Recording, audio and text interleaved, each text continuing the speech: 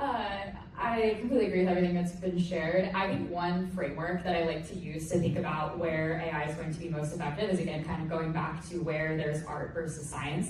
And I think historically the models of revenue cycle have been either we keep everything in-house or we outsource the whole thing. That's like usually kind of how historically pre-AI we really thought about team composition. And I think what we're seeing now is that there's actually a couple of different new categories that have emerged. And that's how I like to think about what is the best tool to pull into place, to the earlier point shared around, is it a people, process, or tech issue? So on one side of the spectrum, you have your AI agents, which are effectively used for processes that are really mostly science. So these are the ones where if you can write a very detailed SOP and hand it to somebody, that's where an AI agent tends to be really, really helpful. So you'll often see a lot of those on more of these front-end processes around eligibility and some of these other tools. So when folks say, we have an AI agent, usually what I'm thinking about when I'm evaluating this is, do I have a process that is really templatized? Because these AI agents are not going to be doing a lot of their own internal thinking. They're probably going to rely on the knowledge that my organization has. And if it's mostly science, that could be a great place for an AI agent. And those will rarely replace team members. It's really like it will most likely make them more efficient.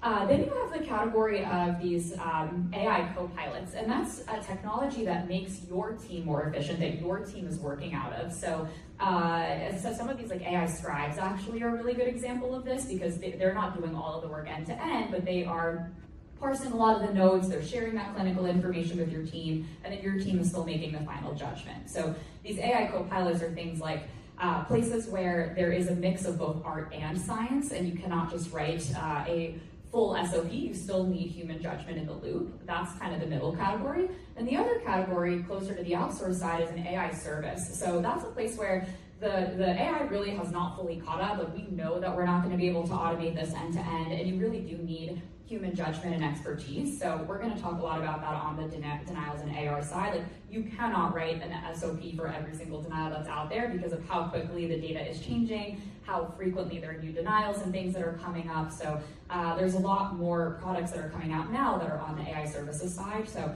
there's more of a monologue, but I like to think about some of these categories as we figure out, what do we want to keep in-house, what do we want to outsource? And I think the good news is you can pick along this spectrum for any of the jobs to be done in revenue cycle. So some of the jobs to be done in revenue cycle on the front end might be better suited for an AI agent, whereas others might be better suited for a co-pilot or an AI service. So that's some of the phrasing that you'll also hear from vendors that's helpful to really drill down on what actually is your product, like where is it going to move the needle for me. So we're seeing quite a big spectrum there.